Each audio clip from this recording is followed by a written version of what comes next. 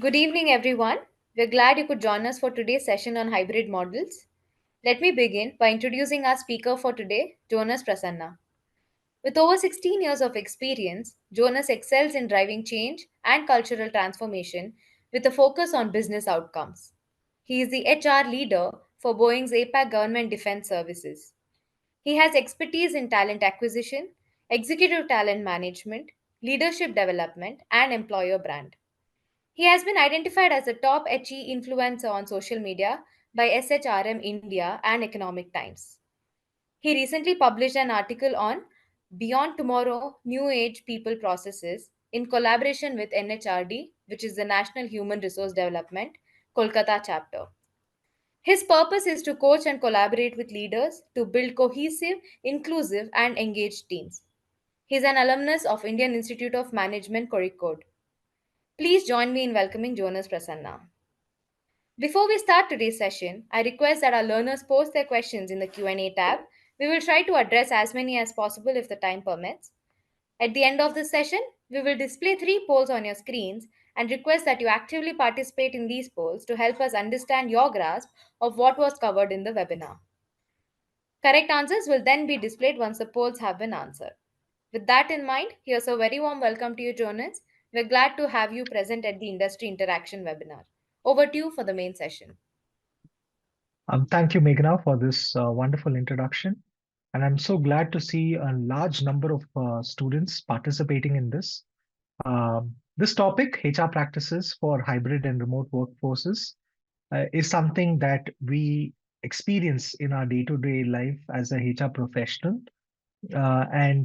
What I intend to do in today's webinar is essentially give you an understanding of what are the practices that are being followed, how do we define what is a hybrid and remote workforce, as well as what are these external factors that kind of impact how employment practices are followed in the country, in specifically the Indian context.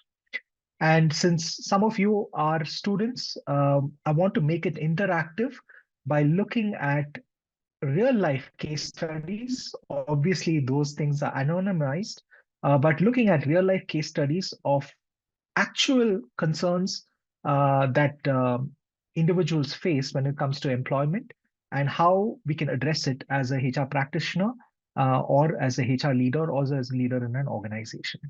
So that is what we intend to cover in this 1 hour, and I hope it will be of great learning for each and every one of you. With that, with that being said, let's rewind 5 years. 5 years, March of 2020 was when COVID happened. And COVID fundamentally gave people zero warning. Businesses had to quickly activate continuity plans. Emergency public health protocols took effect. And what also happened was everyone across the world and across the globe was forced to work from home. And we had to adopt to new ways of working as the pandemic continued. And as a result of which, also what we noticed was waves of people changed jobs during the great resignation, as some people would call it.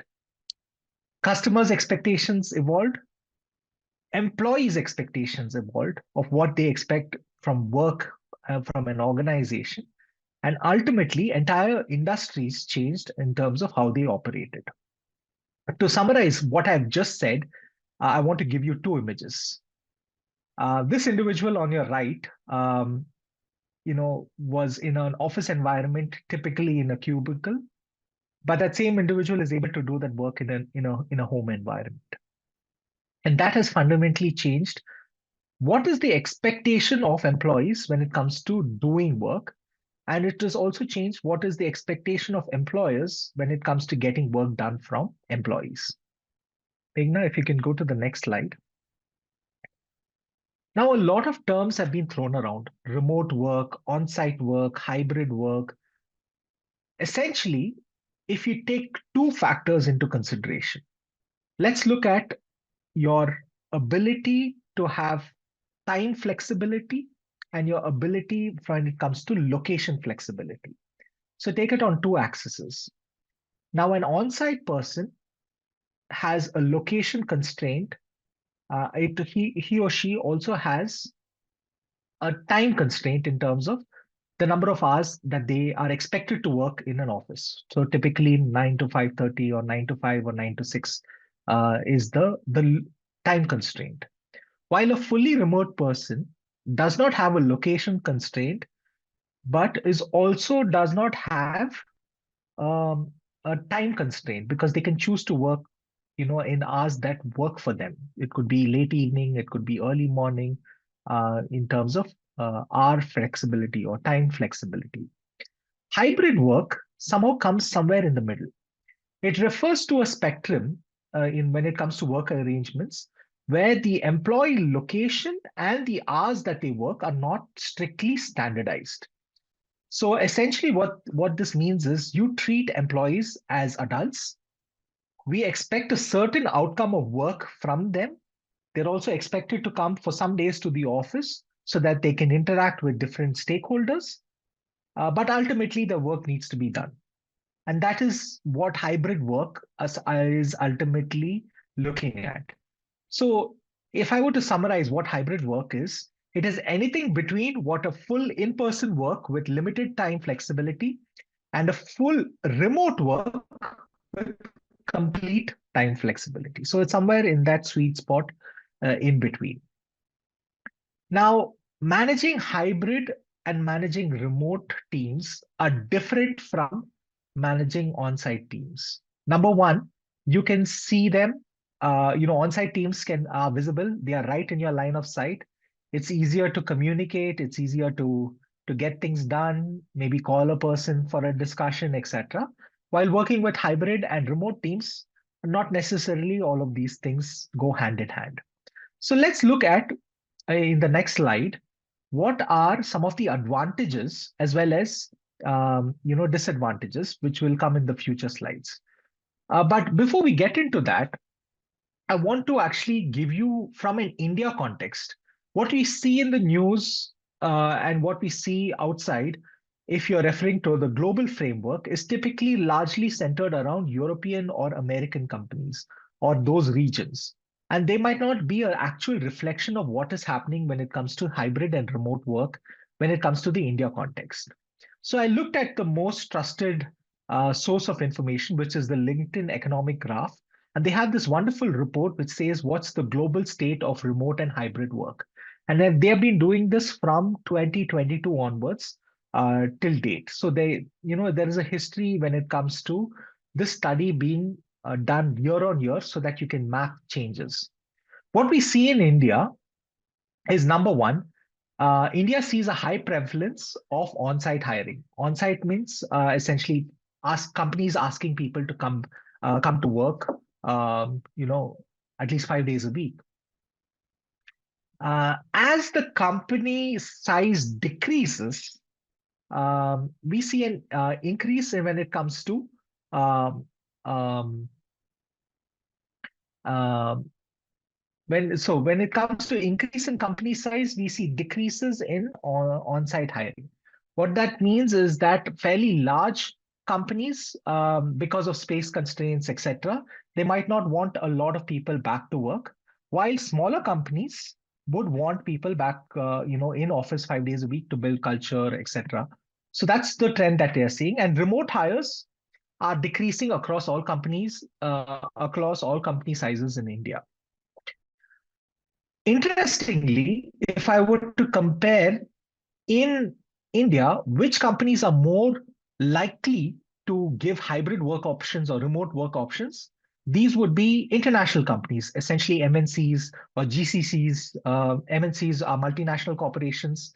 GCCs are global capability centers. These companies are likely to offer hybrid or remote style working um, as compared to domestic companies, that is, Indian companies, which would still prefer on site hiring.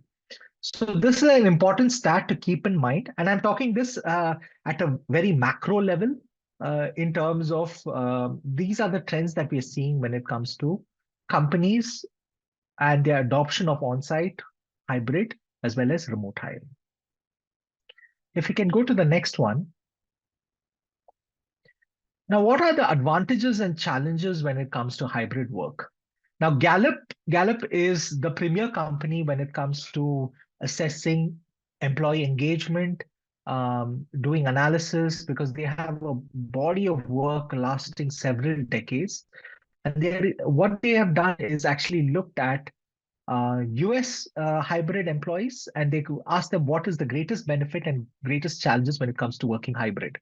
So obviously, the advantages are work-life balance, uh, efficient use of time throughout the day or week. You're less burnt out of fatigue because of travel, and especially if you live in, metro cities, there is a fatigue that comes in not just at work but also traveling to and away from work. More freedom to choose where I work as well as higher productivity. The challenges that they see is access to work resources and equipment, especially if the company does not have the right kind of collaboration tools. Employees also feel less connected to the organizational culture because at the end of the day, you are just a box on a screen in a Zoom video call if you are completely remote. There is decreased collaboration with the team.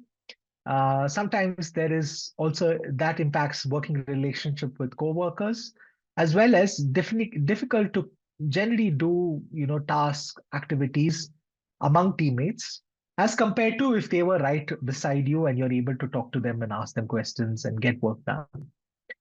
So those are some of the advantages and challenges of hybrid work. Now, one thing you have to also realize is that there is a clear preference for hybrid, and there's an intention for organizations to continue that hybrid way of working because they see benefits from both as an employer as well as an employee working in the organization. Now, when it comes to managing hybrid and remote teams, there are three aspects to this. One is organizational culture.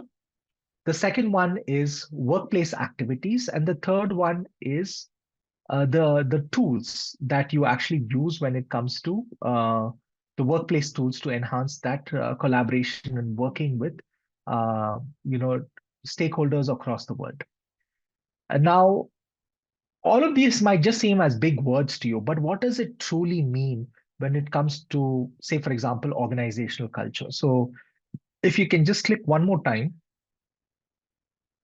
Now, organizational culture has four important elements. And how does that impact work managing hybrid and remote teams? Number one is trust. And I cannot stress this enough. If your manager or leader does not trust or lacks trust when it comes to what their team members are able to do to accomplish targets, regardless of location or hours, then it's a serious impediment to the ability of the team to be able to deliver results.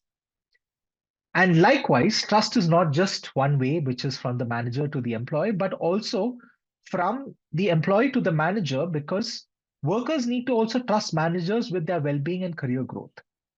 So, that is also an important element when it comes to organizational culture and how you manage hybrid and remote teams.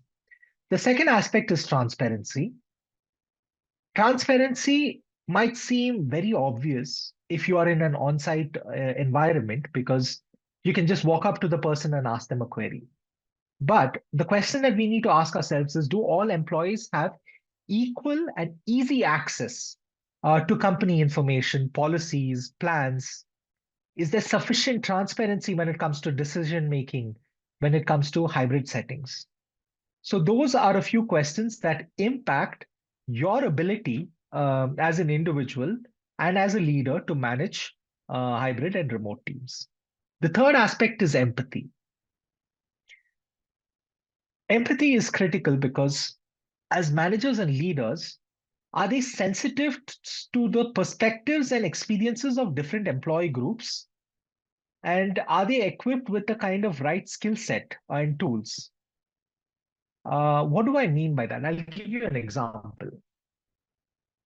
So if you have a hybrid team, and I have a hybrid team that works across different time zones, and if you organize activities or organize meetings at a time which is inconvenient for a particular time zone. For example, it's right in the middle of lunchtime, for somebody in Singapore. And if I were to organize the call at 11 o'clock in in the morning, which is typically stand-up calls happen 10:30, 11 in the morning, which is ideal time for us. It's the middle of the afternoon for somebody in the Singapore office. So that is what I mean by empathy. You need to be sensitive to the experiences and perspectives of different employee groups across, your team that you are managing. And last but not least is inclusiveness, where how can you build policies that cater to the needs of different employee groups, um, so that they can equally participate in the workforce, regardless of locations. For example, this could be in terms of having that flexibility so that people can manage time according to their schedule, not insisting that everybody work from 9 to 5. People can flex, can have a flexi time so that they are available during the core meeting hours, but they can do their work in the hours that kind of fit them, but still the work gets done. So that is an element of inclusiveness. And how, in hybrid team meetings also, you can use various different breakout rooms. You can use, and similar to what we are doing here, we have different people across different parts of the world, of the country, participating in this webinar. And you have a tool like Zoom that enables that. You have different mediums in which you are able to ask questions, you're able to see the content, you're able to hear what I am saying, and that makes it inclusive. So, four elements of organizational culture that help you manage hybrid and remote teams. Now, let's look at workplace activities. If you can just click one more time. Okay. So, typically in meetings, what happens in real life when you enter a meeting, you just don't stay quiet or you don't put yourself on mute. You talk to the person sitting beside you. You ask them about the weather, the traffic, if something, if there is a cricket match that is going on, if there's something that's happening in IPL or the latest news that is happening, you would engage in a conversation. But when you are in a virtual environment, it's typically when somebody comes up onto the Zoom call, they put themselves on mute. So how do you create those water cooler conversations, virtual water cooler conversations, 5 minutes before the meeting or 5 minutes after the meeting, so people can just have a conversation, with each other and build those relationships. So that's very important. Second one is collaboration. When it comes to collaboration, there are different tools, like, for example, Slack and others, which helps with asynchronous collaboration. What does that mean? So since everything is typed, you put in messages into Slack and everything is archived, you're able to search documents, you're able to search conversations. People who are not necessarily in that time zone can still go through what has been discussed and have a sequence of events of what materials have been discussed and also find out where the documents are available. So that's what I mean by collaboration. And one thing that I've seen when it comes to managing teams that are across different time zones or locations is having a set number of hours for collaboration within a day. And that could be an hour that overlaps with different time zones, which is comfortable for everyone, and everyone agrees to. This is a period where everyone will be available, so that if there are immediate queries, you're able to you ping them and get your response. And finally, management and communication are important because sometimes as leaders, they need to be reminded that not all of them, you might have a preference as a leader in terms of how you manage people. And that preference could be, I like to manage people by looking at them, by going and physically talking to them, etc. But your management style might not really work out in a virtual setting. So when you're managing hybrid and remote teams, it's important to communicate. It's important to also set standards that this is the expectation when it comes to interacting. And finally, when it comes to communicating, having those frequent checks with the employee is extremely critical.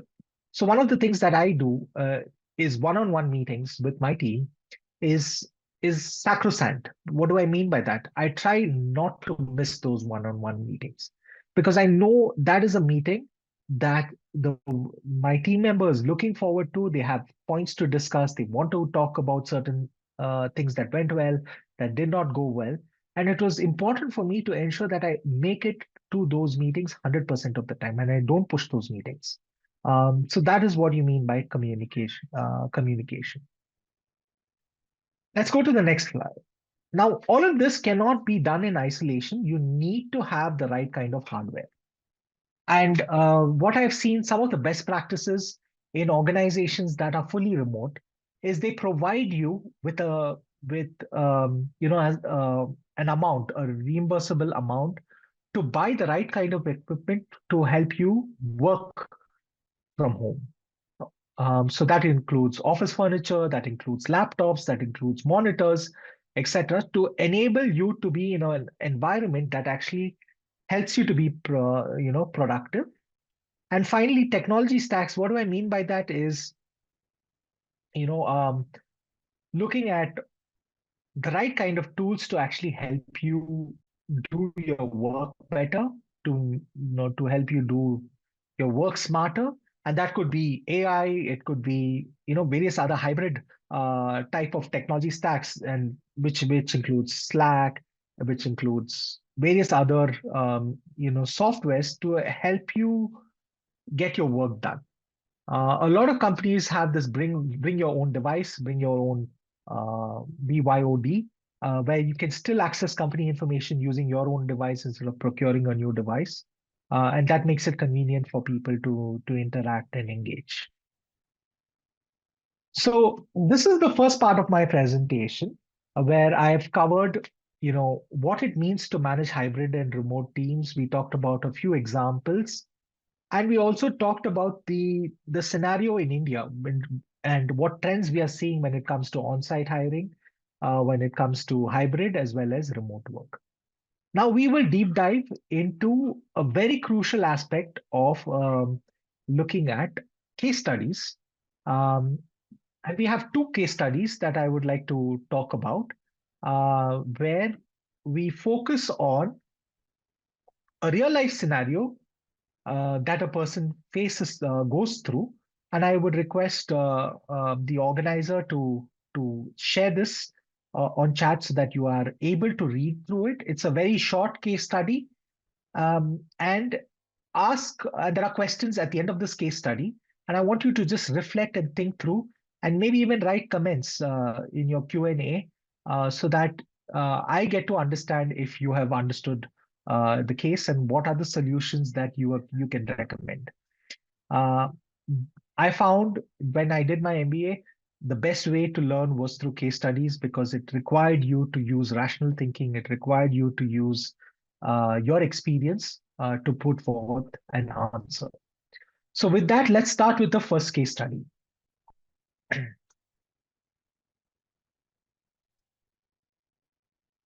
Okay, the case study has been posted, so you can read through it. If we can go to the next slide, I will also read through it. Okay, so we have um, a fast-growing edtech startup in Bangalore, EduAxel, that needs to rapidly develop a new course content. To stay agile, they engage with a team of 15 content consultants who work remotely from various cities across India. Now, these consultants signed a one-year consultancy agreement which states they are independent contractors. Now, there are certain conditions to this. They are required to use their own laptops, be available for a daily virtual stand-up meeting at 10 a.m., use the company's project management software to log their work, adhere to strict content deadlines and quality guidelines set by an in-house project manager, and then last but not least, submit a monthly invoice to receive a fixed consultancy fees. They do not receive PF, ESI, gratuity, or paid leave because they are consultants. So this is the context of the case. This is the context of the agreement. in terms of what these independent contractors, content consultants, are required to do. Now, there is one individual, Priya, one of the top performing consultants, and she has had her contract renewed for a second year. And she's been instrumental in developing their flagship data science course. At the start of her third year, her project manager informs her via mail due to a strategic pivot, her services are no longer required, effective immediately. Priya feels that she has been treated unfairly and wants to challenge her classification and termination. What do I mean by that? Challenge her classification, her status as an employee or a contractor. Okay. You can refer to the case. The details are in the chat option, um, because you would, for preparing the answers, you would need to know that. So the exact same thing is posted on the chat. Meghna, if you can go to the next slide. So here's your questions. You have a few questions that I'd like you to answer. What are the key legal tests applied in India to differentiate between an employee and an independent contractor? Number one, based on the scenario, what factors that suggests Priya was in reality an employee? And what are the legal and potential financial liabilities of EduAxel if Priya is legally deemed as an employee? And as a HR leader, what are the proactive steps would you advise the startup to take to mitigate these cases in these risks in the future? Okay, so we'll go one by one, and I would encourage you to write your answer in the Q&A section, and I will also give you the answer because that's how the format is. But these are questions to think about. Number one, does this happen? Yes, it happens far too often, and that's why I kind of renew this case, especially when it comes to contract employment. It could also mean that when you are taking up part-time jobs, etc., these things can happen. And how do you safeguard yourself? So, what are the key legal tests that are applied in India? So the first legal test, there are three such legal tests, and I'm making it very simple. I'm not going to use legal jargons, but essentially it's a control test. What is a control test? Does the employer have the right to control not just what work is done, but how it is done? Okay. So that is control test. The second test is an integration test. How integral is the person's work to the core business of the organization? So there's a control test, there's an integration test. And then economic reality test. What does that mean? Essentially, who bears the financial risk? Who provides the tools? When it comes to executing that particular work. So if we take these three key legal tests to differentiate between an employee and an independent contractor, in the control test, which is, does the employer have the right to control not just what work is done, but how it is done? In Priya's case, the daily stand ups, the use of the specific project management software, and adherence to the guidelines of the project manager indicates that there is a high degree of control that is exercised by the organization. Okay, so the first test, which says that which points to the fact that there's a high degree of control by the organization. Now, the integration test, which is the person's work integral or core to the business of the organization? Now, as a content developer of an edtech company, Priya's work is not ancillary. That is, it's not in the sidelines. It is core business of this edtech company, because the edtech company is designed to create courses which consumers will consume, and as a result of which they will get paid for it. So on that also, it points towards an employee relationship. And the last bit is the economic reality test, that is, who bears the financial risk, who provides the tools. While Priya uses her own laptop, and there is a fixed monthly fee as opposed to per project based billing, it suggests that she is not economically independent in the way a true consultant would be.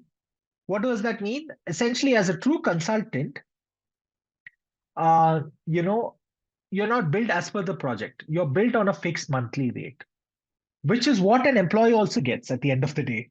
You're paid a fixed salary, and that salary does not change month to month. Even if you do extra work, you're still paid the same salary unless there's a salary revision.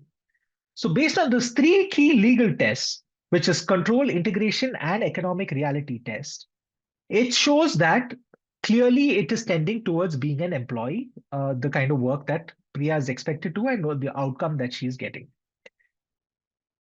Okay, based on this scenario, uh, what factors suggest that Priya was in fact an employee? Supervision and control. If you remember, there were daily stand-up meetings and oversight by the project manager. This is typically what happens in a company. Jonas, if Yes. I can interrupt, some students have responded, so please let me know if you want to listen to those responses. Okay, sure. Yeah, right. That will make it interesting. Thank you, Meghna. Go ahead. Yeah. So, Salman, we have Salman who has answered okay, all the four questions. First one being the difference between Labor Act, Labor Code, and for gig workers, there is Social Security Code 2020. Priya comes under latter one. Hmm. Second one, a second answer, factor that she was challenged for classification and termination suggests that she is an employee. Mhm, If Priya termed as employee in the agreement, then she is. mhm. Third one, if she is employee and the company is an organized one, then she is entitled to social security benefits. Absolutely. Great. Last answer is, as an HR leader, I should make sure that all our content creators provide standardized content, proper feedback from our learners, ensuring that there is no plagiarism. Okay. Brilliant. There are a few good answers, and that's what I'm going to, um, you know, highlight upon. And it's good that you are also thinking on those lines because it's important as individuals, you know what you're getting yourself into when you enter into these kind of agreements. Um, so I talked about those three key legal tests, so I won't repeat the same thing. One thing that suggests that Priya was in reality an employee is that her contract was renewed for the second year. Okay. Typically, contract engagements are for a short duration. If it is multi year, then you might as well convert that person into an employee to avoid these legal and financial risks. Her engagement was 2+ years, so it's far away from being a temporary consultant. A fixed fee and requiring her to follow those processes, logging her hours in the tool, etc., limits her autonomy. And as a consultant, you want that flexibility to be able to take up multiple different projects. So she isn't free to work for others or dictate her own methods. As a consultant, you're evaluated on your output only, not so much as how do you get it done. So that lack of independence, in addition to the above 3 points, also indicate that she is more tending towards being an employee. Now, what are the potential legal and financial liabilities for Edu Axel if Priya is legally deemed an employee?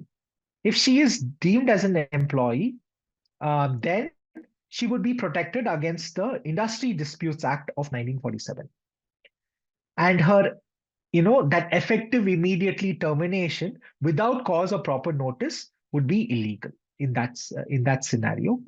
And as one of the listeners had indicated, she is due for her statutory dues, which includes back payment of both employer and employee contributions when it comes to EPF, um, and all the other statutory norms when it comes to ensuring that this individual is her her statutory dues are paid to her.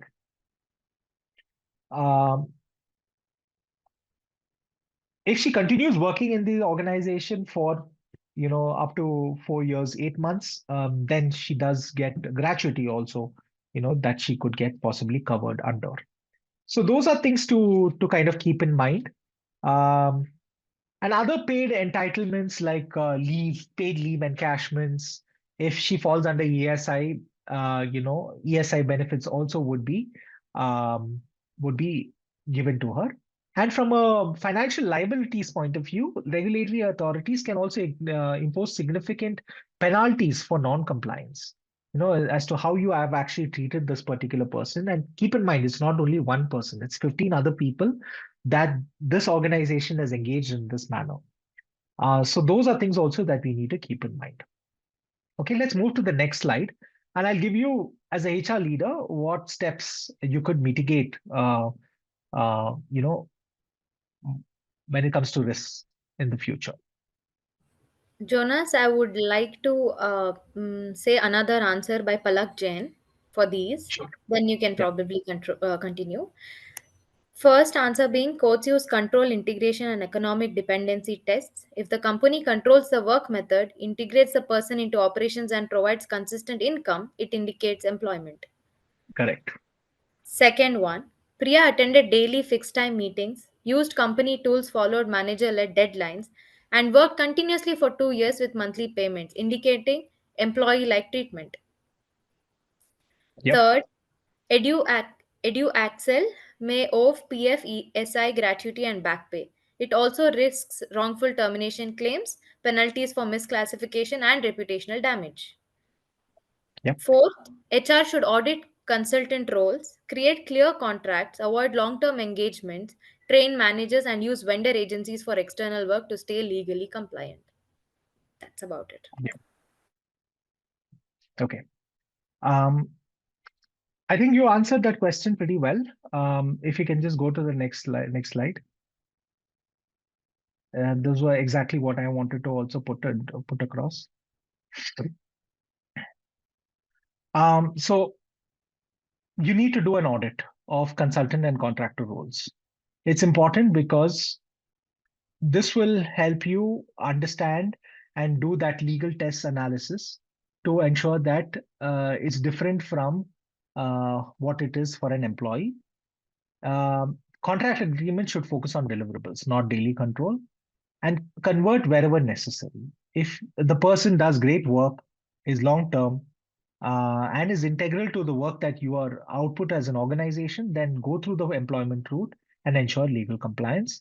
And last but not least, train managers on the legal differences, because and prevent them from treating contractors like employees, contractors slash consultants as employees, because that scope and nature of work is completely different, and they can inadvertently put the organization at risk.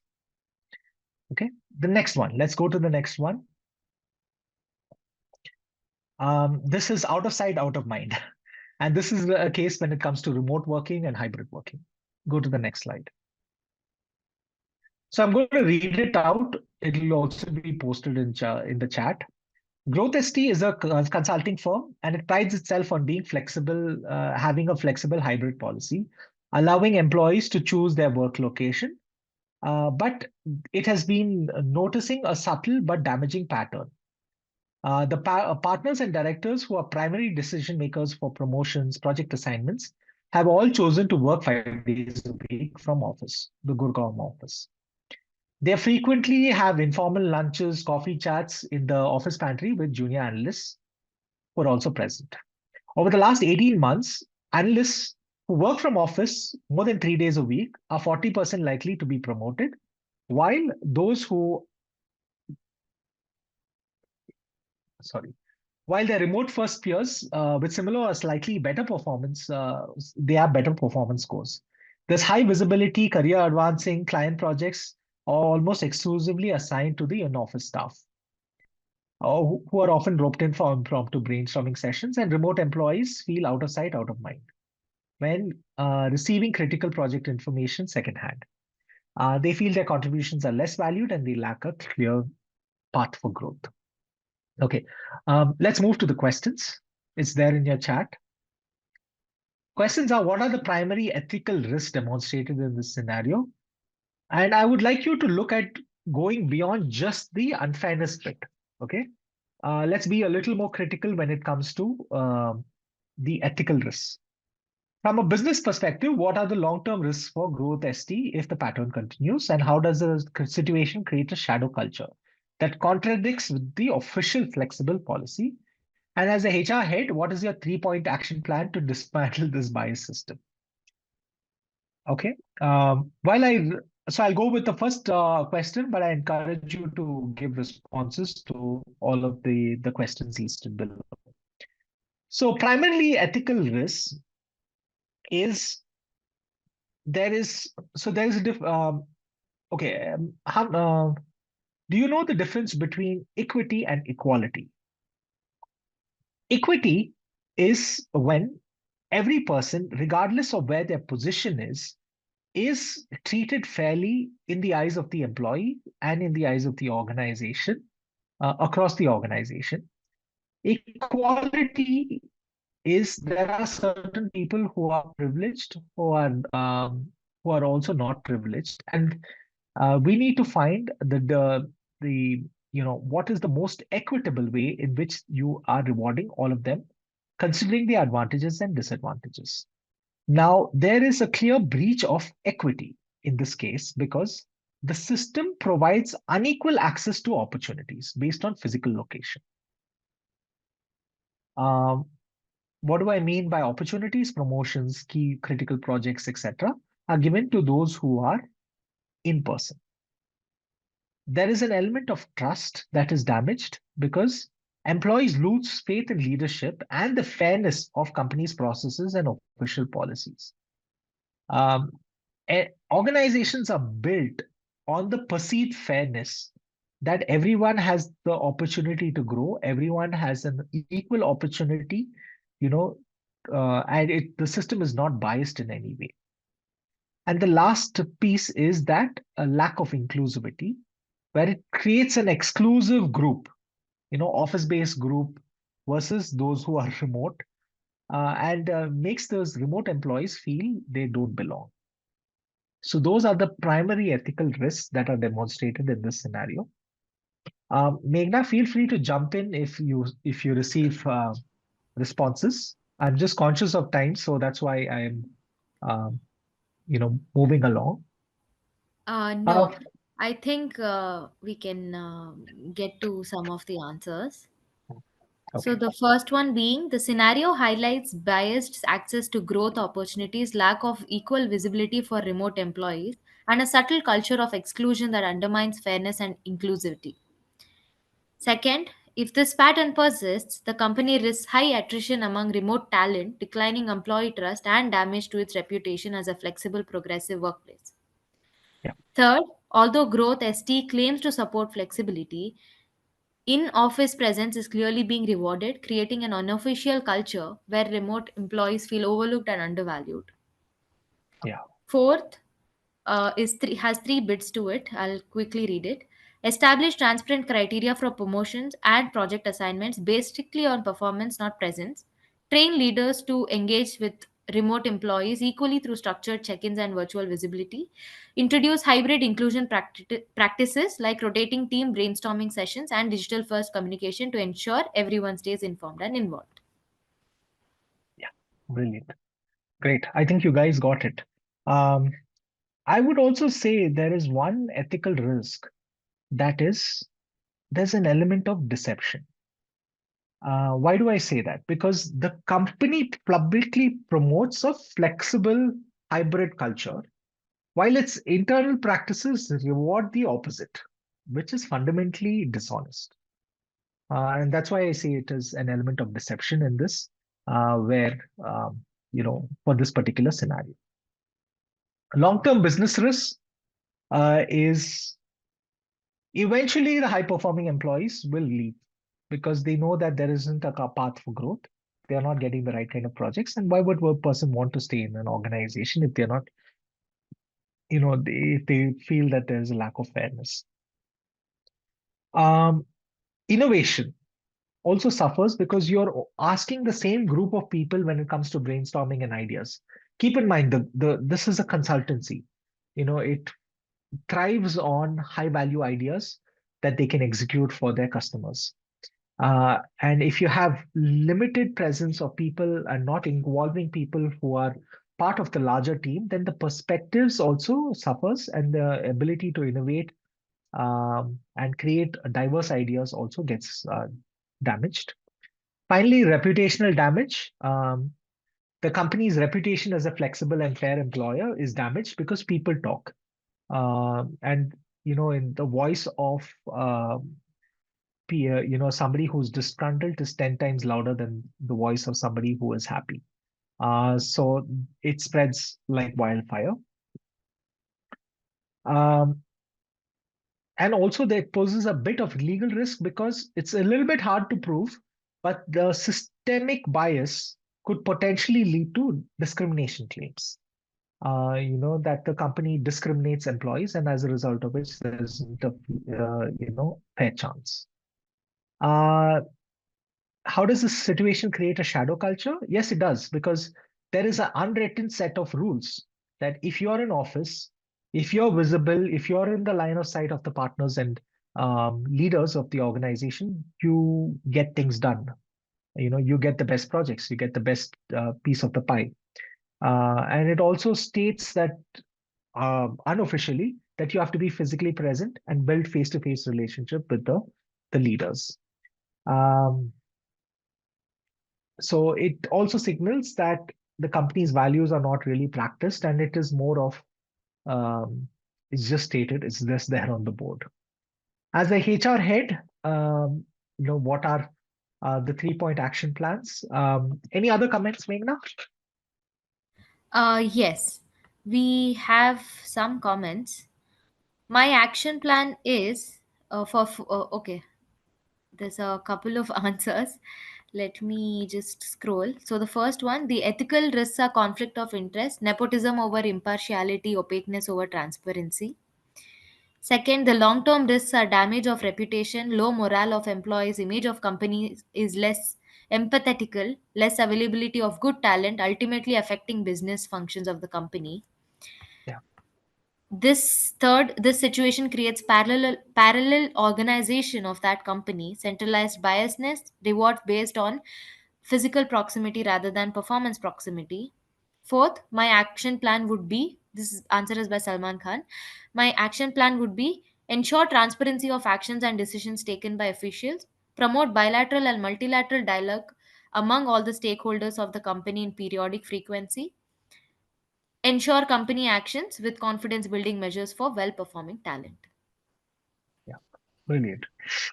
Okay, so these cases and these answers are absolutely on point. So why do I highlight these two cases, and why did we start off with what can organizations do? So just a quick recap. We have a few more minutes. Um, we talked about organizational culture. We talked about workplace activities and workplace technology. These three things need to go hand in hand and really work in cohesion, whether it is trust, empathy, inclusiveness, communication, collaboration, creating those spaces, using the tech to create those spaces where everybody feels equal. That needs to be kept in mind when you are managing hybrid and remote teams. Um, we'll just go to the HR head's response in the next slide.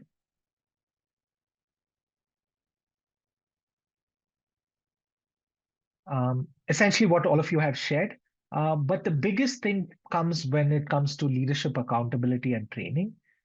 You have to be aware of unconscious bias. You have to be aware of something called proximity bias and create that safe space for people to actually communicate and confide in you. Because this will be, if they do not if you do not give employees the opportunity to confide and to share what they are going through, then it will always remain as a black box to you and you will never improve as an organization. So I would want to leave you with this. As you enter into the workforce, either if you are starting your career in an organization, voice out your opinions. So that's how the organization improves and that's how it gets better. The first time might be it's drowned in all the voices. The second time it might again get drowned in voices, but certainly the third time it will be listened to. And that's my message to all of you. As you enter the workforce, you are going to experience hybrid systems, you're going to experience remote systems, and as you grow in these organizations, just keep in mind that you need to be empathetic to people, you need to be inclusive and get people along. And it's a matter of just those moments that matter. And if you're conscious of the fact that you have individuals who might not have the same advantages as people who are inside the office, you will be a much better leader. And for that, with that, thank you, everyone. We have another 10 minutes. I'm happy to answer any questions. Learners, please put your questions in the Q&A tab.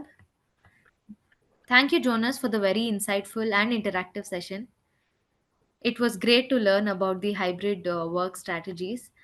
Dear learners, it's now time to move to the polls. Remember, everyone who answers all questions correctly will receive a certificate that you can proudly share on various platforms. You're now requested to answer the polls on your screens and respond based on your comprehension of the session. Please note that to answer each question, you only have 1 minute.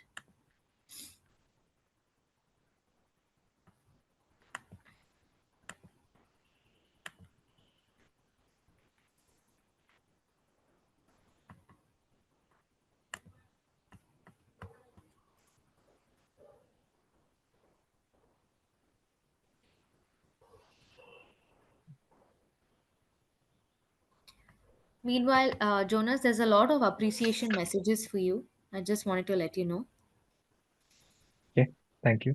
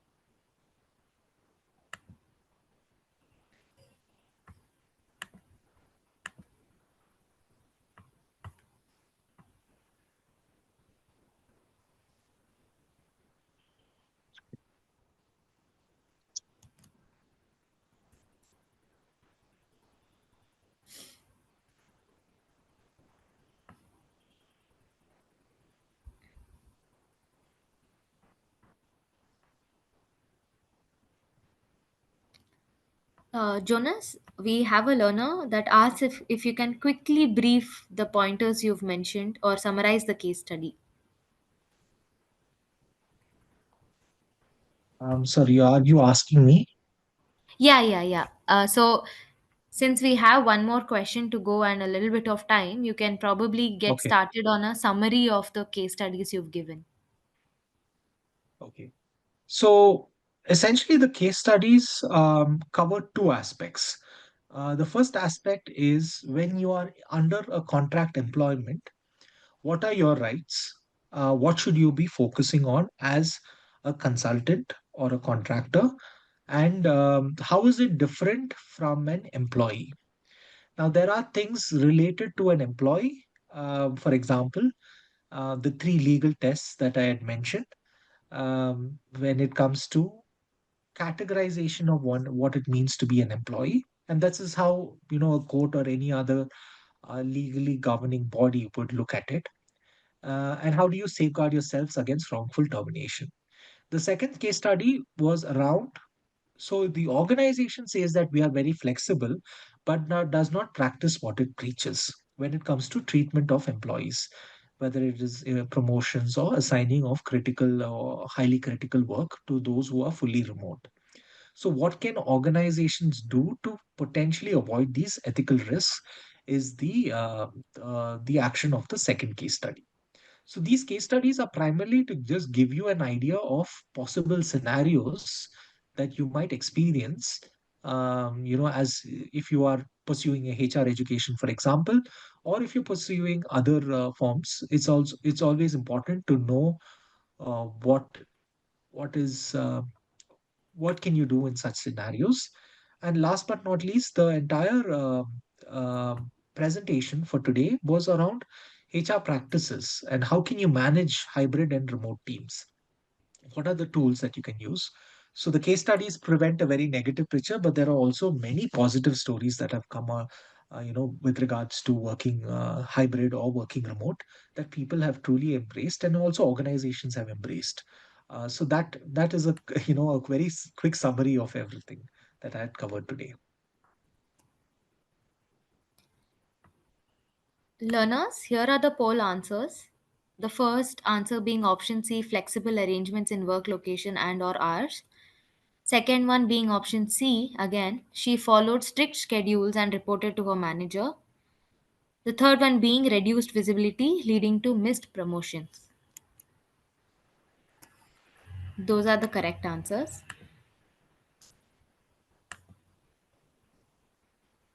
So, yeah, Jonas, the next question being what are the tools you use as an HR for remote training of remote employees? Okay. So typically, remote employees, they use a lot of we've used a lot of Slack. Slack is good when it comes to asynchronous communication. Slack can be ported onto your own device, and all of these conversations. Slack also has something called channels, so you're able to categorize types of activities into channels, and there's a record right from day one to present date of all the content. So if you want to go back and reference a particular conversation or reference a particular document, all of this is available in a medium like a Slack. um, there are various other remote tools, collaboration tools. For example, Copilot is, Microsoft Teams is also something that is a very good tool that organizations use to ensure quick calls, between employees, etc. So these are some of the tools. When it comes to project management, when it comes to IT, um, you know there are various different types of tools that track employees' efforts and capture it in one place. So, for example, there are tracking tools like Jira, which helps to actually track work outputs, etc. So yeah, there are a dozen tools.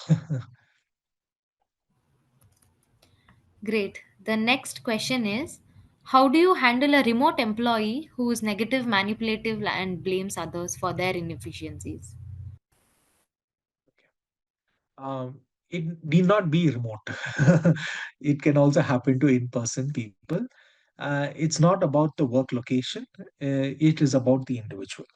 So number one, if we find an individual who is displaying these traits that you have mentioned, um, we need to have that conversation with that employee about what is expected as an individual from what is expected as an individual in that organization. So each organization might have its values, its behaviors, the ethics that it lives by.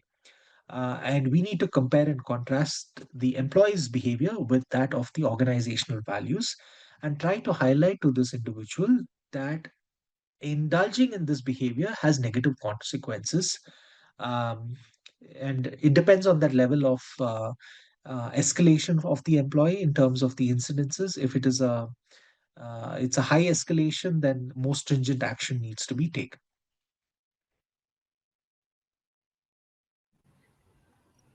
Great. The next question is unrelated to the topic but related to you, Jonas. What skills should we possess to work as an HR, and the knowledge of which tool should we have when preparing for an interview? Okay, so when preparing for an interview, it is important to have a narrative, a story. about why you are the best candidate for this role. Now, the story needs to be compelling. It should not be robotic. Most people memorize the scripts, and they really fail in an interview when you memorize something. So you need to have a compelling story. What interested you to be part of this organization? What type of work appeals to you? And weave that into your accomplishments, your responsibilities and all of that. Interviewers can sense immediately if you're trying to fake it. So it's important to be authentic.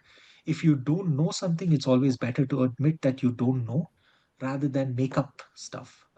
So those are a few things that I would uh, emphasize when it comes to interviews. Think of interviews as a conversation. It is not an assessment. um, if you approach it as an assessment, you get nervous, you get worried, you might forget things, etc. But if you treat it as a conversation between an employer who wants to hire you and an employee who's evaluating the company or also wants to get hired, then that anxiety, that stress gets reduced, and you would approach it with a sense of curiosity. Great. That's all the time we have for today. We hope most of your questions were answered. Learners, before you leave, please provide us with feedback on this webinar by completing a survey as you exit this session. A recording of this webinar will also be made available on the LMS if you wish to view it again. Thank you once again, Jonas, for this invaluable session. I'm sure our participants have learned something new today that is both informative and useful. And a big thank you to all our learners. It's been great to see this level of participation. Thank you and have a very good evening. Thank you. Bye.